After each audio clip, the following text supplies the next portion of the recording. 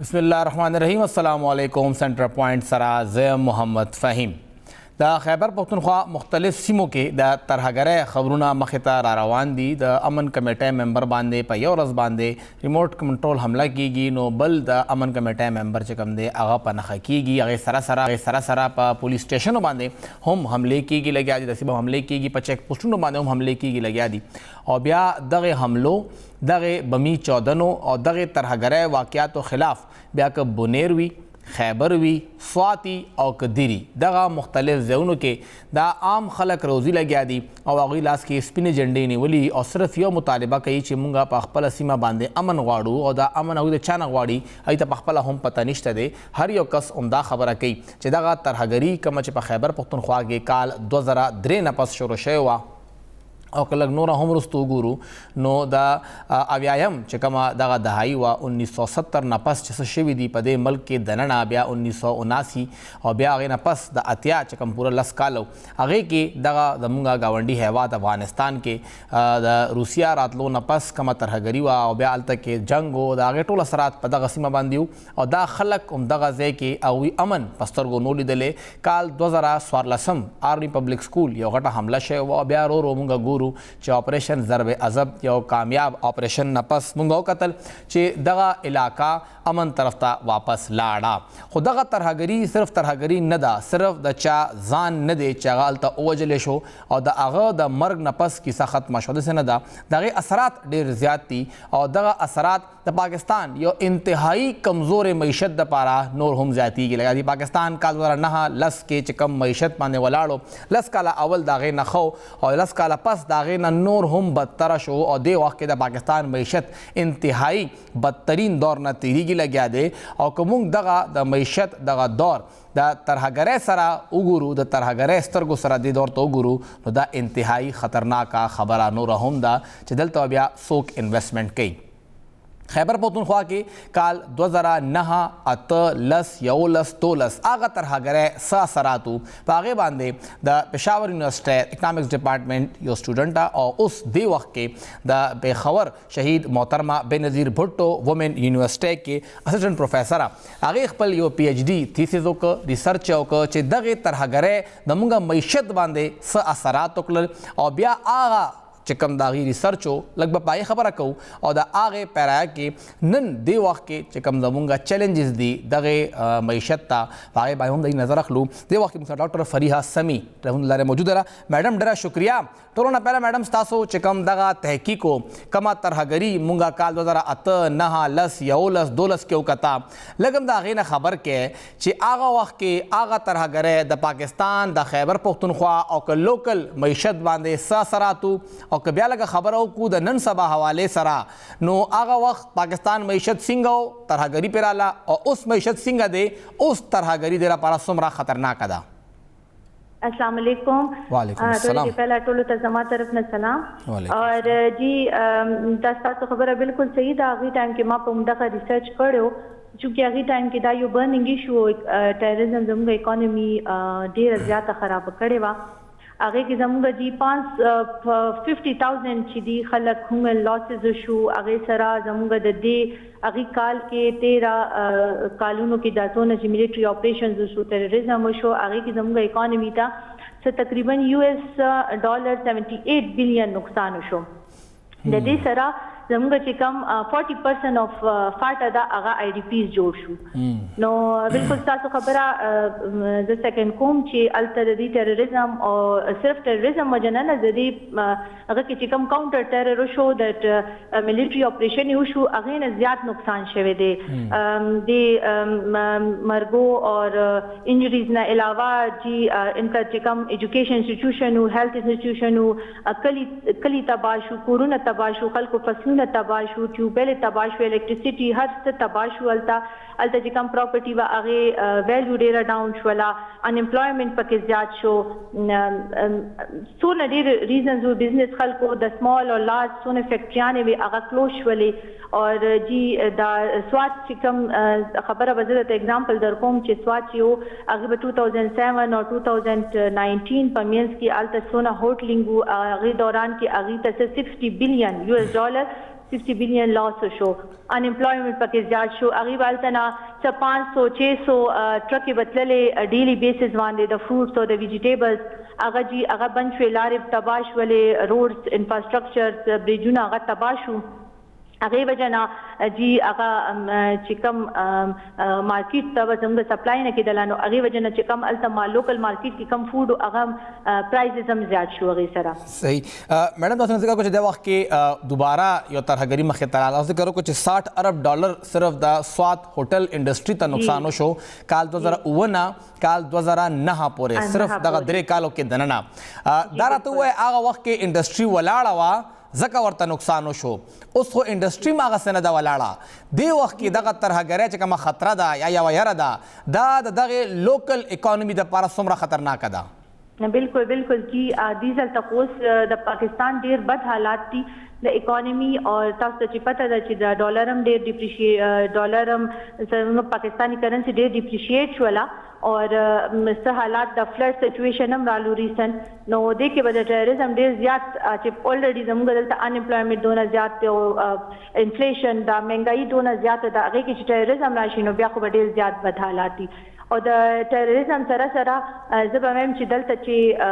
که د یو پولیټیکل سټیبیلیټي راشي زموږ په ملک کې نو ای سره به زموږ اکنامک سټیبیلیټي هم راشي څنګه چې بیا دې دپاره نواز شریف دور کې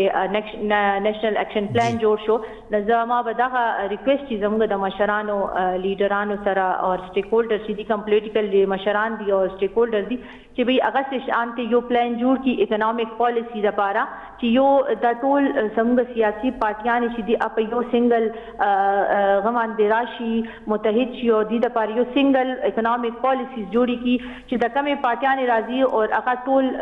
هغې پالیسي باندې دا زموږ حکومت چې دی زموږ اکانومي چې دی هغې روانوي ستاسو چې میډم کوم د پی ایچ ډي ډیزرټیشن و هغه تقریبا د نیشنل ایکشن پلان نه اول و غالبا 2013 کې هغه شوی و دا راته ووایه چې هغې کې تاسو کوم ریکمنډیشنز وو هغه څه وو ولته په خپله لوکل یې نو لوکل اکانومي دپاره ستاسو ترهګرۍ نه پس چې کوم اکانومي ریسټوریشن دی هغې دپاره ستاسو ریکمنډیشنز په هغه پی ایچ ډي ډیزرټیشن کې څه وو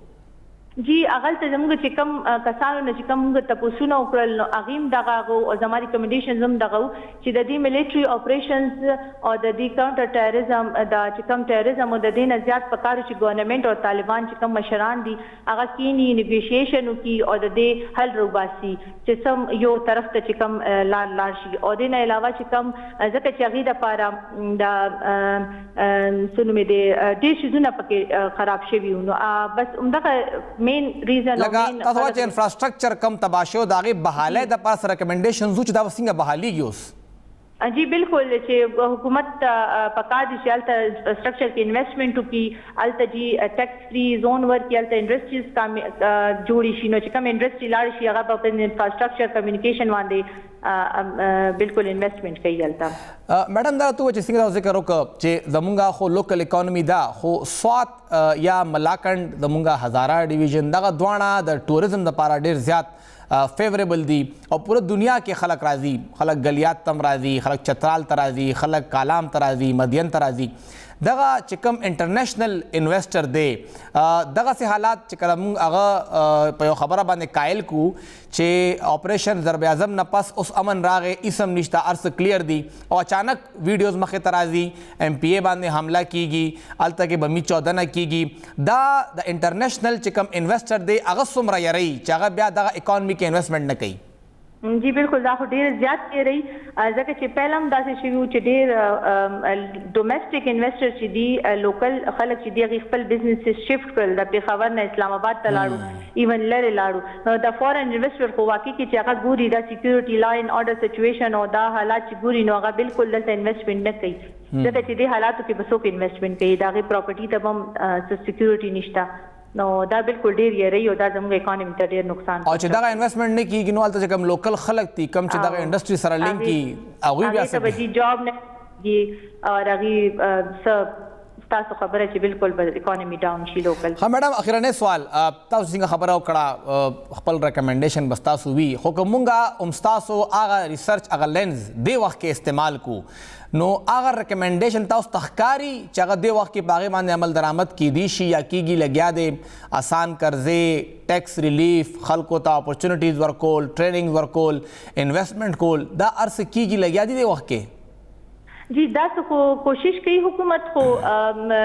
ډیر ایکچولی کیږي نه همدغه خبره به بیا ریپیټ کوم چې پولیټیکل سټیبিলিټي راشي او الیکشن وشي خار طریقې سره او ټول څونه پولیټیکل مشران دی هغه کینی یو سنگل اکونومیک پالیسی جوړه کی نو اینه به ډیر زموږ ته فائدہ وشي او دا ټول خبرې چې پکې کی دي مخامخ او په ایمان دی یو پالیسی جوړه شي او ټول چې زموږ پولیټیکل پارټیز دی باغې رواني نو ان شاء الله ضرور او دین علاوه به یو بل مین زموږ چې کوم نن سبا زموږ اکانومي ته ډیره خطر ده هغه کلایمیټ دا چینج شه دی زموږ پاکستان چې دی هغه کنټریبیوشن په ګلوبل کاربن امیشن کې صرف لیس دین 1% دی او بٹ سټیل پاکستان چې دی هغه کلایمیټ ریسک کنټری کې په 8م نمبر دی نو دا چې کوم تاسو نن سبا ایڈورس دغه ریاکشنز ګوره څنګه فلډ شي خشکسالی شي نو دی وجه نه زموږ ټول د اګریکلچر چې کوم کراپس دي کاټن شي رایس شي او دا ټول ډیر زیات ایڈورس افیکٹ کیږي ځکه چې زموږ خو مین ایکسپورټ چې دی هغه اګریکلچر دا پروډکټس دي او د دې چې کله ایکسپورټ نه کیږي نو دی وجه نه زموږ د کرنٹ اکاؤنٹ ډیفیسټ چې دی هغه زیاتېږي لګیا دی نو هغه تاسو ته هغه چې زموږ ګروث اکانومي چې دی هغه خرابېږي لګیا دی ان شاء الله او ایم ایس ډیزل ته ویلي دي چې به 30 دی ایئر د پاره تاسو 30 to 40 بلین فاینانس پکار دی پاکستان ته تاسو له ان شاء الله بل الله تکلیف ترکو چې لګ زمونږه اکانومي او دا کلایمیټ چینج باندې هم خوش ډیره شکریا اسسټنټ پروفیسر شهید محترمه بینظیر بھټو ومن یونیورسيټي نا ډاکټر فریحه سمیم سره وايي خبره وکړه چې څنګه دغه جنگ کم چې دی وخت کې یاره دا کانفلیکټ ته یا د وخت کې یو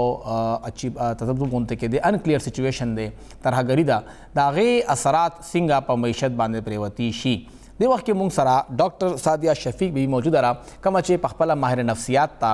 او هغه سره به خبره کوو چې نن لس کاله 12 کاله اول کومه ترهګری په سواد کې وا کومه ترهګری په پیښور کې وا خیبر پختونخوا کې وا فاټا کې وا نن دا خلق روزی آیا دا غوی په نفسیات باندې اوس هم هغه وخت پروت ته سوار دے پہ یاد دے ہوتا اور غوی بیا بس حالات اور تیریگی عمین تپوس کو میڈم بہت بہت شکریہ مشرق ٹیلی ویژن کو وقت دینے کے لیے میڈم جو کچھ 2008 9 10 میں اس خطے نے دیکھا خود کش حملے دیکھے یہاں پہ لوگوں کو قتل کیا گیا نشانہ بنایا گیا بربریت ہم نے دیکھی جس طرح سے ان کو قتل کیا گیا نت نئے طریقے اپنائے گئے ایک خوف کی فضا تھی اس ملاکنڈ ڈویژن کے اندر اور اس پورے خیبر پختونخوا اور قبائلی علاقوں میں اب لوگ نکل رہے ہیں امن مارچ کر رہے ہیں کہ ہمیں امن چاہیے کیا کہیں گی نفسیاتی طور پر یہ لوگ اس وقت کس صورتحال سے گزر رہے ہیں السلام علیکم وعلیکم السلام آپ نے بڑا اچھا سوال کیا یہ نفسیات کی ایک بنیادی بات ہے کہ جب بھی مشکل حالات ہوتے ہیں تو جیسے کہ ابھی ایک بار پھر سر اٹھایا ہے اس پرابلم نے تو اس میں یہی ہوتا ہے کہ عوام جو ہے یا انسان جو ہے جب بھی مشکل حالات کو فیس کرتا ہے تو وہ دو طریقے سے اس پہ ریئیکٹ کرتا ہے ایک ریئیکشن پازیٹیو ہوتا ہے ایک ریئیکشن نیگیٹیو ہوتا ہے ہم لوگ یہ جو امن مارچ ہو رہی ہے یہ سب کچھ ہو رہی ہے یہ ایک پازیٹیو ریئیکشن ہے پازیٹیو ریئیکشن کا مطلب ہے کہ انسان معاملے کو حل کرنا چاہتا ہے اور نیگیٹو ریئیکشن یہ ہوتا ہے کہ انسان سمجھتا ہے کہ کچھ نہیں ہو سکتا میں پھر ایک بار وکٹم بن جاؤں گا پھر تباہی ہو جائے گی میرے گھر کی تباہی ہوگی میرے بچوں کی ہوگی میرے کاروبار کی ہوگی تو اس سے وہ انگزائٹی اور ڈپریشن میں چلا جاتا ہے اس انگزائٹی اور ڈپریشن تو وہ ہم نے دیکھا بھی تھا کیونکہ بہت کچھ ہوا تھا اور وہ ہمیں جیسے اتنا پتہ بھی نہیں تھا کہ یہ کیا ہو رہا ہے اور اس کا انجام کیا ہوگا تو اس وقت یہ صورتحال ہے جو پازیٹیو سائیڈ والے ہیں وہ تو نکل رہے ہیں وہ مسئلے کا حل چاہ رہے ہیں اور یہی پازیٹیو طریقہ ہے اور یہی ایک یعنی سیو آپ قوم کو اور انسان کی زندگی کو سیو کرنے کا طریقہ یہی ہے کہ وہ نکلے اور مسئلے کا حل چاہیں صحیح میڈم آپ نے بہت سے مریضوں کا علاج بھی کیا ہوگا جو اس دہشت گردی کا شکار ہوئے. انہوں نے اپنے سامنے اپنے پیاروں کی لاشیں دیکھی, ان کو مرتے ہوئے دیکھا, ان کو نشانہ بنتے ہوئے دیکھا. ابھی جو کچھ صورتحال چل رہی ہے, آپ سمجھتی ہیں کہ وہ والا شوق زیادہ بڑا تھا, ابھی ان کو زیادہ ایک شوق کا خطرہ ہے یا ایک ڈر ہے ان کلیئر سچویشن کا؟ جی یہ ایک خوف تو آ گیا ہے کہ کیا یہ پھر ہمارے ساتھ وہی ہونے والا ہے. لیکن پچھلی بار جیسے آپ یہ کہیں کہ بالکل کچھ آئیڈیا ہی نہیں تھا کہ یہ کون لوگ ہیں, کیا چاہتے ہیں یا کیا کریں گے اور کیا کر سکتے ہیں. اس بار جیسے لوگوں کو کچھ اندازہ ہے کہ ہمارے ساتھ کیا ہو سکتا ہے, تو یہ ایک اب وہ اس چیز کو, جیسے ایک چیز کے بارے میں آپ کو پتا ہو تو آپ کچھ پلاننگ بھی کر سکتے ہیں. تو میرا اپنا خیال ہے کہ پازیٹیو سائڈ یہی ہے کہ وہ پلاننگ کے لیے اب نکلے. ان کو پتا ہے کہ اگر ہم نے کوئی اسٹیپ نہیں لیا, اگر ہمارے مشران یا ہماری حکومت یا ہم لوگ خود مل کے کوئی اسٹیپ نہیں اٹھائیں گے تو ہمارا انجام وہی ہوگا جو پہلے ہوا تھا. اور میڈم اگر ایک نفسیات کی اگر آپ ہمیں سمجھا سکیں, کوئی تحقیق, کوئی ریسرچ, کہ اگر ایک شخص یا ایک علاقے پہ ایک افریط, ایک خطرہ گزر چکا ہے اور انہیں یہ ایک محسوس ہوتا ہے کہ دوبارہ سے وہ آ رہا ہے, تو دوسری بار کے لیے وہ زیادہ تیار ہوتے ہیں یا اس پہلے کا خوف زیادہ ہوتا ہے اور دوسری بار پہ وہ اور بھی خوفزدہ ہوتے ہیں؟ جی یہ ریسرچ بڑی کلیئر ہے کہ انسان پہ جتنا بھی برے حالات چلتے ہیں اس میں ایک چیز کریٹ ہوتی ہے, 90% لوگوں میں اس کو ریزیلینس کہتے ہیں. ریزیلینس کا مطلب یہ ہے کہ وہ اور طاقتور ہو کے نکلتا ہے.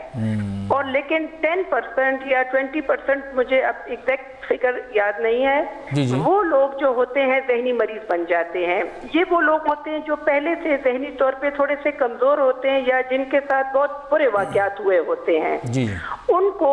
100% یا 90% خطرہ ہوتا ہے کہ ان کے ساتھ وہ بیمار ہو جائیں گے, وہ ذہنی بیمار بن جائیں گے. لیکن اگر آپ ایک جنرل پبلک کی بات کرتے ہیں, بلکہ ایک عام انسان کی بھی بات کرتے ہیں, تو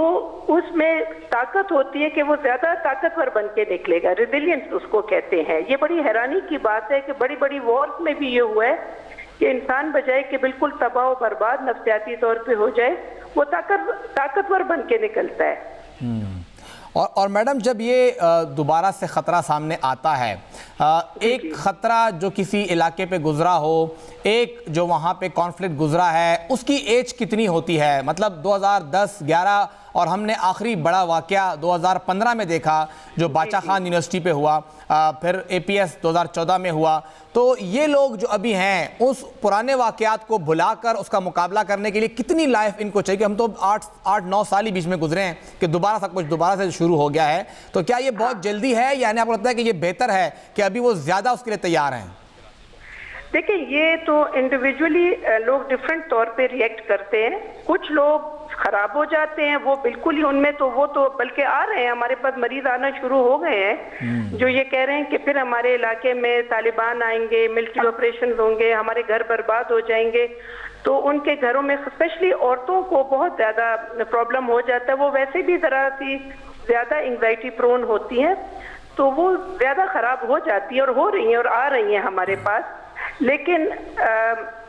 ریسرچ یہ دکھاتی ہے کہ سوائے کہ وہ لوگ جو کہ پرسنلی جن کے ساتھ کوئی بہت برا واقعہ ہو,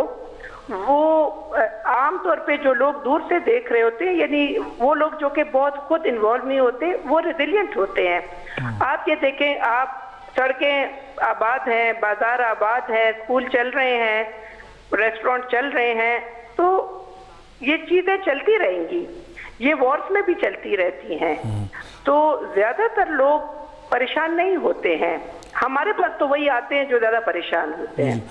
جو آپ نے ذکر کیا کہ آپ پاس مریض آ رہے ہیں, کوئی اندازہ ہے کہ کس ایریے سے ان کا تعلق زیادہ ہے اور آ کون رہا ہے؟ مرد ہے, عورتیں ہیں, بزرگ ہیں, بچے ہیں, ایج گروپ کیا ہے اور جینڈر ان کا کیا ہے اور کس طرح ان کے اثرات ہیں ان کے اوپر؟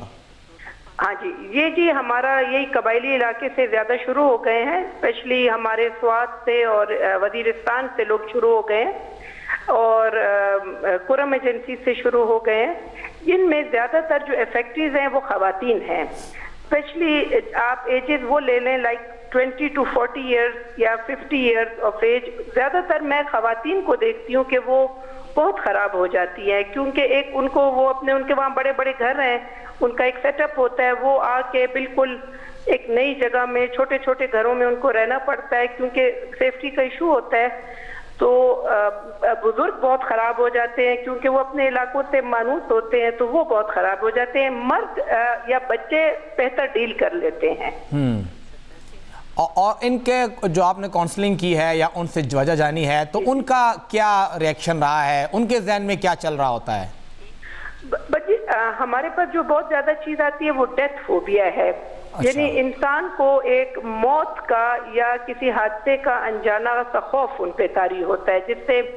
وہ ہر وقت دل گھبرانا، پیلپیٹیشنز ہونا، یعنی کہ دل کا زور زور سے دھڑکنا، ہاتھ کانپنا، نیند نہ آنا اور سر چکرانا. اور وہ بہت ایکسٹریم ہوتا ہے، اتنا ہوتا ہے کہ وہ گر رہے ہوتے ہیں، بھاگ رہے ہوتے ہیں، ان کو پکڑ کے لاتے ہیں. اور خودکشی کے بھی مطلب پھر سے ایسے اتنا حد تک چلی جاتے کہ لوگ خودکشی کرنے کا سوچتے ہیں کہ زندگی کا کیا مقصد ہے جب نہ گھر ہمارا ہے نہ کاروبار ہمارا. ایک ہوپلیسنس کی سچویشن ہو جاتی ہے. اور میڈم کیا کہیں گی جو ابھی تک آپ کے پاس یا آپ کے جاننے والے دیگر ماہر نفسیات ہیں ان کے پاس جتنے لوگ آئے ہیں، الارمنگ فگر ہے یا آپ کو لگ رہا ہے کہ ابھی اتنے لوگ نہیں آئے ہیں، تعداد کم ہے؟ نہیں، ابھی الارمنگ فگر نہیں ہے. ابھی بس وہ ٹرکل ان ہو رہے ہیں، یعنی ایک دو چار یعنی جو خاص اس وجہ سے آنا شروع ہو گئے ہیں وہ ابھی اتنے نہیں ہیں جو کہیں کہ بھئی طالبان ہمارے علاقوں میں آ گئے ہیں تو ہم آ گئے ہیں. ابھی ایسے نہیں ہے. یہ وہی پرانے مریض ہیں جو کہ پہلے سے جن کو انگزائٹی یا ڈپریشن کا مرض ہے وہ دوبارہ سے افیکٹ ہو کے آ رہے ہیں. لیکن ایسے کوئی نیا بندہ ابھی تک آیا بھی نہیں ہے جو کہ آپ کہیں کہ یار جیسے ہی طالبان کو میں نے دیکھا ہے تو مجھے کچھ ہو گیا اور میں آپ کے پاس آ گیا ہوں. ابھی تک ایسے نہیں آئے ہیں کوئی. صحیح، بہت شکریہ ڈاکٹر سعدیہ شفیق صاحبہ مشرق ٹیلی ویژن کو وقت دینے کے لیے. اور خبر اور کافی حیرانتیا خبر ادا چې مختلف د قبایلی سیمې نه هغوی چې کوم نومونه واخیستل، سوات، وزیرستان او کرم، د هغې نه مریضان راغلي دي او نه صرف دوی له نورو چې کوم د دوی ملګري دي یا هغوی له راغلي دي، د هغوی هم دقه یوه یره ده چې د مرګ یره هغوی سره ده چې مونږ مړه کیدی شو او دې وخت کې بدامني د مونږ په سیمه کې راغلې ده، څنګه به مونږ د هغې مقابله کوو. دا خبرې د هغوی په ذهن کې چلیږي لګیا دي، دا یره هغوی سره ده او نفسیاتي مریضان هغوی شو. ځکه مونږ په دې باندې خبره مو کړه چې دا یوه یره خلکو کې شته او یې څنګه ذکر وکړه چې تقریبا 80 والا تر 15 یا 90% پورې خلک خو مقابله وکړي، ریزیلینټ وي، هغه هغوی دپاره نور مضبوط مخې ته راشي. خو دغه 10% یا 10 والا تر 20% پورې خلک چې کوم یا کمزوري وي هغوی هغه مقابله هغسې ونه کړي او هغوی سره خطره مخې ته وي، د هغې نه هغوی یریږي او همدغه خطره ده چې خلک دې وخت کې دغه خپل سیمه کې دننه خپل کورونو کې دننه ناست دي، کتلې نه دي ترهګر، خو بیا هم یو یره وي. په میډیا باندې چې څنګه خبرونه رپورټ کیږي دا هم یو نفسیاتي اثر لري، په خلکو باندې اثر لري. بیا هغه خبرونه راتلل سوشل میډیا خو نوره هم د کنټرول نه بهر ده، هلته کې خبرونه ډېر زیات راشي، خلک زاړه ویډیوز شیر کوي لګیا دي او وایي دا جي نوې حالات دي. نو دا فیک نیوز چې کوم دی وخت کې مخې ته راغلی دی یا ډس انفارمیشن چې مخې ته راغلی دی هغې په خلکو نفسیات باندې ډېر اثرات دی. نو دا صرف د پلیټفارم نه یو درخواست هم دی چې ماشومان لږ دې نه وساتئ، چې کوم مشران دي کلیر کړئ چې دا ته تعلیم شته، سبق یې ویلی دی، د کور کې اصلي حالت وښیي چې دې وخت کې دا حالات دي، دا ویډیوز فیک دي، دروغ دي، ته به اعتماد مه کوئ. چې کوم ځای کې اوریجنل دی هغه ومنئ، خو چې کوم اوریجنل نه دی لږ د هغې خیال وساتئ. ډېر داسې خبرونه شته چې هغه صحیح نه وي یا ډېر زیات ایگزیچریټ شي، نو لږ د هغې هم خیال وساتئ او خلک منټلي تیار کړئ، نه چې تاسو هغه منټلي کمزوری کړئ. د پاکستان دغه کمزورې معیشت باندې به نورې هم خبرې کوو، خو یو وړې شانته مې نه پس.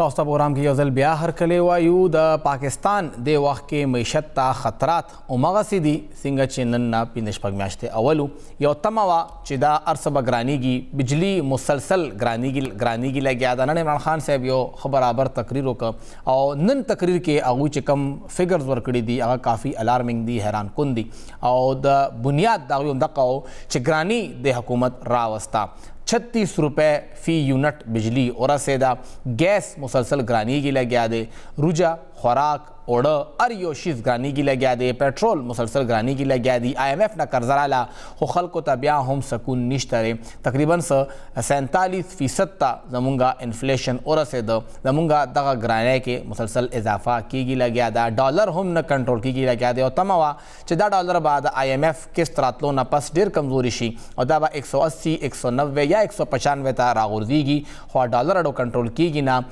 مفتاح اسماعیل صاحب ته هم پته نه لګي چې کیږي بس هغه هم دغه تمه لري چې بس هر څه به ښه شي، اکتوبر نه پس به هر څه ښه کیږي. ستمبر ته مونږ رالو، اکتوبر نه پس به څنګه هر څه ښه کیږي. په خبرې کوو د وخت کې مونږ سره ماهر معاشیات ډاکټر غلام صمد صاحب موجود دی. ډاکټر صاحب ډېره شکریه.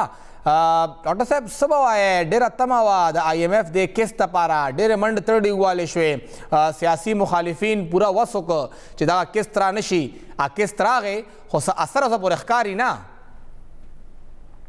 فهیم صاحب ډیره مننه د انویټیشن. بالکل ستاسو خبره صحیح ده. زمونږ د اکانومیست چې کوم څومره ویو دغه و چې آئی ایم ایف سره راتلو سره به کم از کم هغه سټیبلیټي چې کوم ده په مارکیټ کې راشي خو هغه راونله. زما بنیادي چې کومه وجه ماته ښکاري مونږ فهیم صاحب چې کوم دی په مارکیټس کې کانفیډنس او ټرست دا یو بنیادي فیکټرز و چې دا اسټیبلش کول پکارو هغه مونږه اسټیبلش نکړی شو په مارکیټس کې. د دې ظاهره چې کومه وجه ده که نه تاسو که د اوپن مارکیټ او د انټر بینک مارکیټس چې کوم ریټس دی هغې کې ډفرنس ته وګورئ نو هغه پکې زما په خیال 14 روپو ته رسېدلی و. جی بالکل. ډېره دا ثابتېږي چې سټهبازي یا سپیکولیشن چې کوم دی په مارکیټس کې ډېر زیات های دی او د دا د دې انډیکیشن دی نښه دا ده چې هغه کانفیډنس چې کوم دی په مارکیټس کې اسټیبلش نکړی شو. یو خو دا چې بنیادي خبره وه چې آئی ایم ایف راتلو سره چې کوم امیدونه وو هغه یو ورځ یا دوه ورځې لپاره ډالر چې کوم دی 216 214 ته راکوز شو خو د هغې مسلسل چې کوم دی نو ډالر په بره باندې روان شو. دې سره چې کوم اټیچډ وجې وي هغه زه فهیم صاحب تاسو زر کویکلی واما. یو خو بنیادي موږ سره د آئی ایم ایف چې کوم دی رول دی هغه ډېر امپورټنټ دی. آئی ایم ایف چې کوم دی پاکستان ته دا وایي چې تاسو کوم ډیفیسټ دی خاص کر په د امپورټس باندې مونږه پابندي لګولې وه. آئی ایم ایف پاکستان ته وایي چې تاسو امپورټس نه پابندي لرئ دې نه چې کوم دی نو ملټی نیشنل کارپوریشن او ستاسو ایکسپورټس ته نقصان رسي. صحیح. مونږ چې کوم دی چې د هغې خبره ومنله هغه مونږ چې کوم دی درکړل خو مونږ په دا کنډیشن ولګو چې مونږ به ریګولیټري ډیوټیز به چې کوم دی آلموسټ 100% په دې باندې لګو. صحیح. څه وخت پس چې کوم دی آئی ایم ایف بیا مونږ ته وایي پاکستان ته چېرې دا خو چې کوم دی د اګریمنټ تا به تاسو د پارلیمنټ نه پاس کوئ او که تاسو نه پاس کړئ دا د اګریمنټ خلاف ورزي ده. هغې وجه چې کوم دی چې زموږ هغه ټریډ ډیفیسټ چې کوم دی خاص کر امپورټ سایډ باندې چې کوم دی موږ ته بیا نقصان راغی او ډالر چې کوم دی د ملک نه بهر روان شو. جي دا دویمه وجه وه چې که مونږ ته غټ سیټ بیک چې کوم دی د آئی ایم ایف پیسې خو رالې خو ورسره د آئی ایم ایف کنډیشن چې کوم هغه دوباره مونږ ومنم او مونږ ته چې کوم دی په روپۍ کې چې کوم دی په بره طرف ته یا د روپۍ ویلیو چې کومه ده کمېدل شروع شو. صحیح. دویمه وجه دوباره چې کومه درېیمه وجه ده هغه هم د آئی ایم ایف کنډیشنز دی. آئی ایم ایف مونږ ته بیا په هغه ټایم کې ووایي چې تاسو د سیپیک چې کوم آئی پی پیز دي انډیپنډنټ پاور پروډیوسرز دي دا چې کوم اګریمنټس دی دا تاسو دوباره وګورئ او تاسو چې کوم دی نو دې اګریمنټس باندې یو نظرثاني دوباره وکړئ. هغې انسرټنټي چې کومه وه لږ اسټیبلش شوې وه دوباره په مارکیټ کې کریټ کړه. اخوا چې کوم دی د سیپیک چې کوم آئی پی پیز و د چاینیز والا هغې پاکستان ته وایي چېرې مونږ خو سرکولر ډیټ ته تاسو ته 50 بلین روپۍ کم از کم مونږ ته پې کوي. دا چې څه درېیمه وجه وه چې کوم دی په مارکیټس کې چې کوم دی بیا هغه انسرټنټي پریویل شوه. څلورمه چې کومه کرنسي وجه ده هغې ته زه راځم او هغه چې کوم دی د سیلاب چې کوم نقصانات دي هغه تاسو ټولو د جې پته ده ستاسو پروګرام د سیلاب په نقصاناتو باندې نه دی خو د هغې چې کوم کاټن او زموږ رایس او ویټ چې کوم څومره پروډکشن دی خاص کر په سند کې او په پنجاب کې اوس یو نمبر کته تاسو پروګرام د پاره تقریبا د کاټن لاس چې دی هغه $2 بلین شوی دی موږ پاکستان ته اندازه چې دا چې کم از کم دومره به موږ کاټن پاکستان ته امپورټ کوو دا $2 بلین بر پاکستان نه بیا بازي دی به دوباره په روپای باندې چې بیا امپیکټ وي نو دا چې بنیادی غټي وجوهات دي چې کوم زموږ د IMF نه یو امید چې د سره به سټیبিলিټي راشي کانفیډنس پریویل کی په مارکیټ کې هغه چې رانغه سپیکولیشن مو سره راغی مارکیټ کې د IMF چې کوم کنډیشنز دي هغه سټیل کوم د زموږ مارکیټس کې سټیبিলিټي جنراولي او دا شان وسره وری وجوهات دي خو هغه امپورټنت دي لکه دوبای UAE ریسنټلی چې کوم دین هم دا ډیکلیئر کړي و چې کوم پاکستان ناراضي نو 5000 دي غالبا 10000 درهم باندې ډیکلیئر کړي پاکستان گورنمنٹ چې کوم دی چې کوم پسې د بار ناراضي د سره چې څومره فارن کرنسي دا دی به دا ډیکلیئر کړي نو دا ریفارمز او ریګولیشنز چې کوم دی د دې هم په مارکیټ باندې اثر وي او د روپۍ ویلیو چې کوم دی هغه چې ورځ تر ورځې راغوزاريږي خو بنیادی وجه چې کوم ده چې هغه سپیکولیشن دی په مارکیټ کې چې کوم دی هغه سټیبিলিټي مونږه به حال نکړی شو ډاکټر صاحب تاسو د IMF ذکر مو ک IMF شرایط هر ځله سخت وي آسان کار نه وي خو د IMF ولچا چلیږي د امریکای په ایما باندې چین سره د امریکای چې کما یو مسله ده ټول ته پته را او زمونږه چې کم تعلقات چین سره شته نو غنې چې IMF په ذریعہ د پاکستان او چین چې کوم دی وخت کې چین یو ډېر هیوی انویسټمنٹ په پاکستان کې په CPEC باندې کوي نو انډایرکټلی هغه ټینشن کریټ کول د لپاره هم IMF دا شرطونه دومره سخت لګي چې الته موږ د لپاره مسله جوړیږي لګیا ده دغه چې څه شک نشته ګوره چې انفورچونټلی سه انسټیټیوشن چې زمونږ کوم دي کنه دا پولیټیکل شو ما پرونم چې یو بل پروګرام کې انټرویو ورکړی و د SATF حواله سره د پاکستان چې کوم په حال رینکینګ دی موږ چې دا څه شزونه پولیټیکل کړل پکار موږ دا چې دا موږ اکونومیکل ساید باندې وګورو جیو پولیټیکل او جیو اکونومیک شزونه جدا کو د IMF چې دا خاص کر د CPEC حواله سره کوم رول دی دا چې کوېسچنیبل دی او کم از کم د پاکستان په شان ملک چې د ټیم کې مونږه نه دې طرف ته خبره کول کې کول شو نه هغه طرف ته کول کې کول شو مثال کے طور په IPPs چې کوم دي د چاینیز څومره چې دي هغه له پیسې ورکول دي هغه موږ د چې کوم دي بجره کړی دا پیسې ورکول دي IMF و چې تاسو ولا پیسې ورکړي خو تاسو د سره چې کوم اګریمنت کړی دي یو غټ ډیسکلوز کړي IMF ته تقریبا اوس کنفرم دا چې موږ د سره ډیر جو جنرس اګریمنټس کړی دي دې له موږ منافع ډیر ورکو د نورو IPPs نه خاص کر د ویسټرن IPPs نه نو دا قسمه چې کوم یو پولیټیکل یا سټریټیک چې کوم اوپینینز دی رائټ د دې ادارو لپاره کې دا جشتا او دې حواله سره په حال زموږ ملک بنیادی چې مسله دا چې اوس موږ ساورنټی چې کوم ډیره کمزوري شوې ده کوم سره خو کې ملک یو ګور انډیا ته جو ګوري هغه چې کوم دی د روس ته چې کوم دی نو تیل امپورټ کوي او وسره امریکای سره خپل چې کوم دی نو ټریډ وغیرہ چې کوم دی نو جاری ساتي خود هغه چې کوم سورنټی دا اکونومیک پوزیشن دی هغه سترونګ دی انفورچونټلی مونږه هیستوریکلی چې د نوم چې حکومت د حکومت هیستوریکلی په تیر شپږ یو کالو کې خپل سټیبিলিټی د پاکستان چې کوم پکار و هغه چې مونږه مینټین یا سټیبل ونه ساتل شو او ډاکټر صاحب دا راته وایي چې تاسو څنګه ذکر وکړه چې دا مسلې دي دا مسلې به حکومت ته هم پته وي التم پورا یو معاشي ټیم ناشته دا وې سترګې پټې نه دي خو سبا وایي چې دغه مسلو د پاره حل خود نه تاسو کول شي نه مونږ کولی شو هغه حل پسې ګرځي ک IMF په سخت شرایط لګي نو چرته نه خو الټرنیټ لار هم وي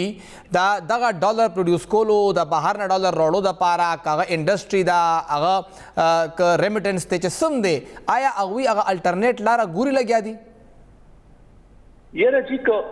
په وګوري ورته نو او نه الټرنیټ لار چې تاسو سره چې کم دینو یو ودا مین او هغه د جستا ایکسپورټس د ریمیټنس دی غو سره ترجیح کیدی څومره چې ستا ملک او هر یو ملک په دنیا کې چې دی د خپل ایکسپورټس باندې توجه نی ورکړي د خپل ایکسپورټس نی ورکړي ډالر د بهر نه کوم دی جتا تا ناراضي یو کړی اخلي یا بل کار کې غنو مونږه چې دغه طرف ته هیستوریکلی چې کوم رجحان دی هغه نشته مثال کے طور پہ تاسو جو ګورئ کنه څومره تما 15 شل کال په دې فیلډ کې وشو زمونږ ایکسپورټ چې کوم دی د $15 بلین نواله تر $30-32 بلین ته ورسېدل هم دا ریسنت $4-5 بلین اضافه ده دا د ډالر ویلیو ډیپریسیشن په وجه وشوه په ویلیو کې لږ اضافه شوې ده په کوانټیټي کې نه ده شوې که دا ډالر لږ مستحم وي نو تقریبا $25-26 بلین به زموږ ایکسپورټ وو زمونږ چې ایکسپورټ چې کوم دی د مطلب بنگلاديش تاسو سره چې خوا کې بل ملته د ټولو په نیمه عمر هم نه دی سو پورې چې موږ خپل ایکسپورټس نی سیوا کړی موږ چې کوم دی الټرنیټیو موږ سره بل لار نشته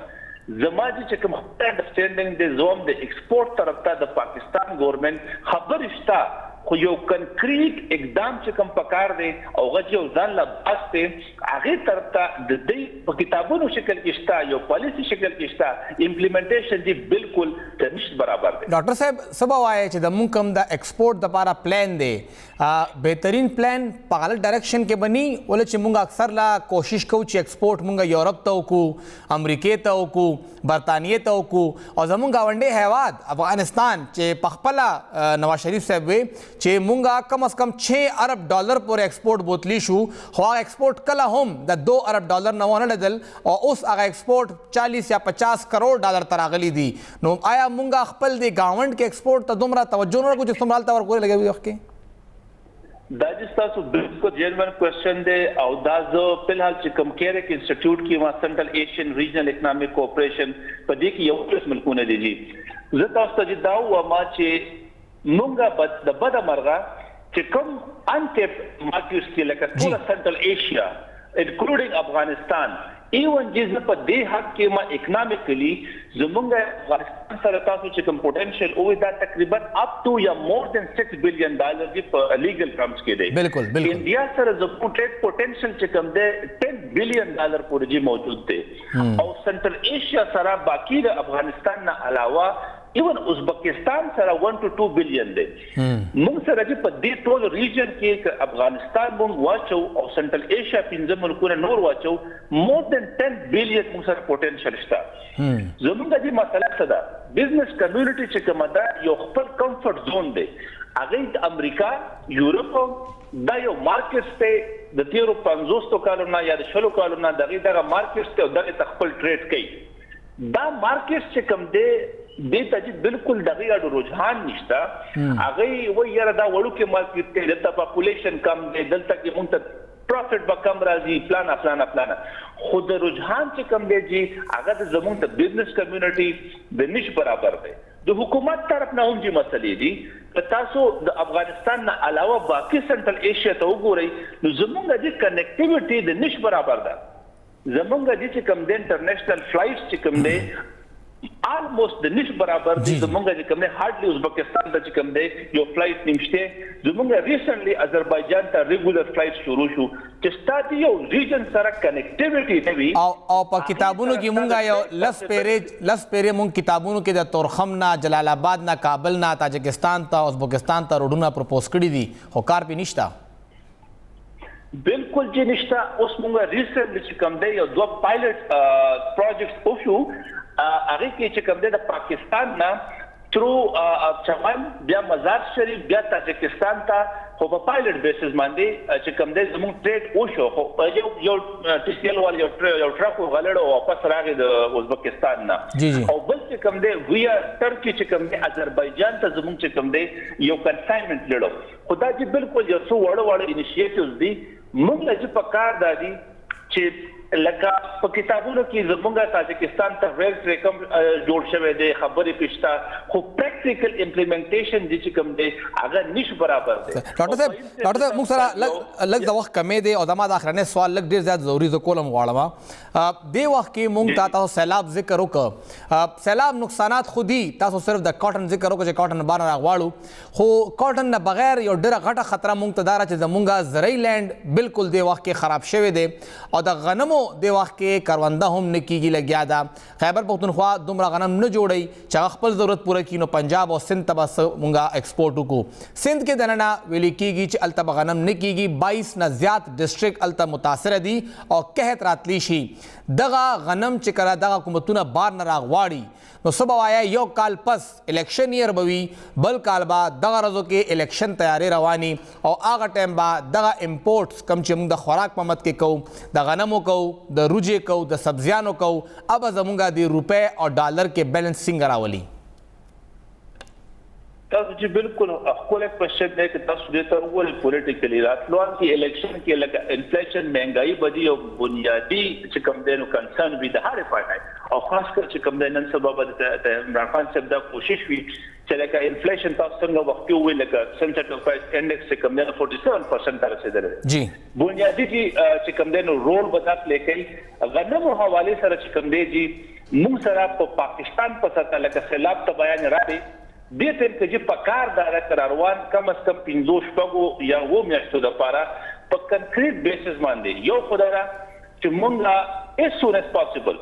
که د سنټرل ایشیا ریجن تاسو چې ما خبره وکړه او که روس نه پاسبل وي او که یوکرین نه پاسبل وي مونږ چې کوم دی ټینډر اوپن کو او په ارزان نرخونو باندې غنم چې کوم دی اوس نه پریکورډ کو. یوه خبره. دویمه خبره چې دا ده چې څومره هورډینګ کیږي بدقسمتۍ نه چې موږ سره چې کوم تاسو پته ده په هر سېکټر کې هورډینګ کیږي، خلک چې کوم دی شي ځان سره کیږي هغې خلاف دي کنکریټ اکشن اخیستل پکار دي. درېیمه خبره چې دا ده چې په فلحال شارټ ټرم کې پاسبل نه ده خو د دې سیلاب چې څومره د ځمکې زموږ اګریکلچر لینډ چې کوم دی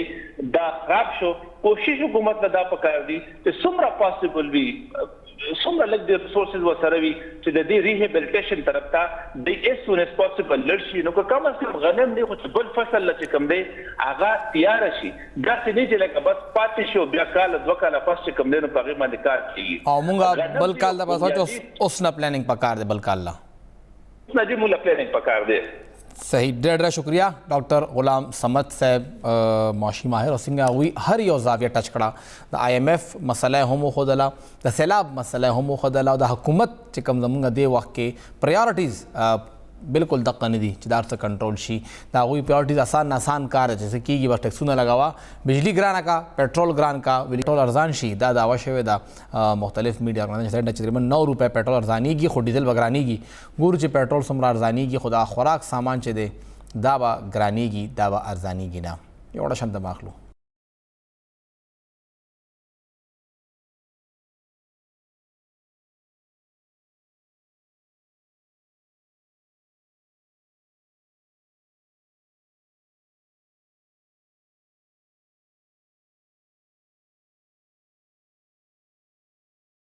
تاسو ته پروګرام کې ځل بیا هر کړی وایو او نن یو ښه خبر دا دی چې د 19 کاله پس د انګلستان کرکټ ټیم پاکستان ته راغی او پاکستان کې به هغه په پهله ځل باندې غالبا 2005 کې T20 میچ نو کړی، ون ډے او ټیسټ میچونه او پهله ځل به هغوی په پاکستان کې T20 میچ کوي. اوه T20 میچز دي، څلور په کراچۍ کې دي او 3 په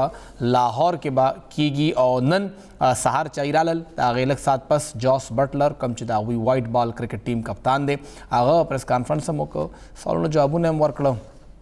څه خبرې هغه کوله وکړې او باقي هم دقه وه اوورال چې زه ایکسایټډ یم راغلی یم. او هغې نه پس لږ ساعت وړاندې د پاکستان کرکټ ټیم مین کرکټ ټیم چې کوم سلیکشن کمیټي چیرمین دی مشر دی محمد وسیم صاحب هغوی هم پریس کانفرنس وکړه او د ټیم اعلان یې وکړه د دغه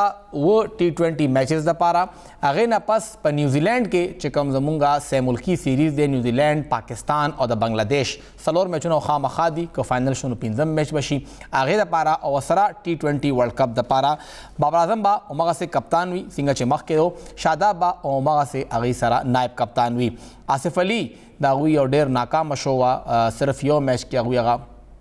هارډ هټینګ وکړه، باقي تھرو آؤټ ایسم نه دي کړی. هغوی به په سکواډ کې موجود وي. شان مسعود سکواډ ته راوسته، ډېر زیات تنقید کېده په فخر زمان باندې او شان مسعود هر چا وی چې پکې انټرکول پکار دي خو فخر زمان زخمی شو ځکه هغه د سکواډ نه بهر دی. خو ریزرو پلیئرز کې بیا هم فخر زمان شته او شان مسعود به په نمبر 3 باندې بیټینګ کوي او اوپننګ پیر به هم دغه وي بابر او رضوان برازي وسیم صاحب څنګه ذکر وکړو اوس په دغه دی باقي چې کوم ټیم مینجمنٹ هغه فیصله کوي محمد وسیم جونیئر واپس ټیم ته راغی هغه هم انجرډ او هغه راغی حیدر علي به همغه ټیم سره وي ګورو چې لوبه کوي او که نه همدغسې به په بینچ باندې ناست دي حارث رؤوف افتخار احمد باندې یو ځل بیا اعتماد د پیښور سره تعلق دی خوشدل شاه د بنو کلاړي هغه به هم ټیم کې موجود وي سټرایک ریټ د هغوی انتهایي کمزور دی څه خاص لوبه اوسه پورې نه ده کړې سوای د هانګ کانګ خلاف هغه یو اور کې چې لوبه کړې وه باقي هغوی څه نه دي کړی محمد حسنین یو 2 اوور ډېر خراب کړو خو بیا هم څوک دغه ټیم کې به هغه موجود دی عثمان قادر صرف یو میچ ایشیا کپ کې هغوی کړو هغه هم په ټیم کې واپس راغی شاهنواز دھانی او سره محمد حارث چې پیښور سره تعلق دی او فخر زمان دا درې واړه سکواډ کې خو نه دي خو دوی ټریولینګ ریزرو کې دي ولې چې ټیم به هلته کې زیات وخت موجود وي نو دا به هغوی سره ټریول کوي او هلته کې به ریزرو پلیر کې هلته مطلب ټیم کې به موجود وي مطلب یې همدغه دی شاهین شاه افریدي واپس ټیم ته راغی او هغه به ټیم کې موجود وي او لوبه به هغوی د انګلینډ خلاف نشي کولی دا ویل کېدی شي که سیټ وي نو لوبه یې آخري میچونو کې کېدی شي هغه لوبه وکړي خو شروع کې به هغه هغسې اویلیبل نه وي فخر زمان با صرف د انګلینډ سیریز کې اویلیبل نه ورلډ کپ دپاره به هغه زی صحیح خو اویلیبل وي او دلته به موجود هم ټیم سره نه وي عامر جمال او ابرار احمد چې دی دا دواړه لوکل کلاړیان دي مطلب اوسه پورې هغوی لوبه نه ده کړې نیشنل لیول باندې او هغه به انګلینډ خلاف سیریز دپاره موجود دي پاکستان کرکټ ټیم ډېر زیات دباو کې دی وخت کې او که مونږ کال 2016 نه پس وګورو نو پاور پلی کې د پاکستان ټیم ټولو نه دریم نمبر باندې بدترین سټرایک ریټ دی سره پاسه اوور رنزه د مونږه اوسط دی په دغه چې کوم شپږ اوور دایره وي T20 والا مونږ نه بدتره دوه ټیمونه دي یو د سریلنکا او بل د بنګلادیش درې دوه وجوهات کېدی شي یو وجه خو دا چې پاکستان ټیم ډېر زیات خرابه لوبه کوي او بل وجه دا چې پاکستان ټیم په کم کوي هلته کې په شپږ اووره کې شپېته نه کېږي همدغه څلوېښت پنځه څلوېښت یا اته څلوېښت رنونه کېږي او پاکستان هم په ایشیا کې لوبه کوي ځکه د درې ټیمونو په ایشیا کې لوبه کړې ده بنګلادیش پاکستان سریلنکا ځکه د دې رن ریټ هم کم دی دغه سرکل کې خو تمه لرو چې دغه اووه T20 او بیا څلور او بیا ورلډ کپ د هر څه کې به پاکستان کرکټ ټیم ښه لوبه کوي او خپل دغه چې کوم یو کپ دی په تمه یو چې T20 ورلډ کپ بابر اعظم پاکستان ته راوړي دا د هفتې اخرنی پروګرام موږ خدای کړی خیر وي او ژوند وفا وکړه نو د ګل پرد به ملاقات کوو تر هغې دمه اجازت راکړئ د الله په امان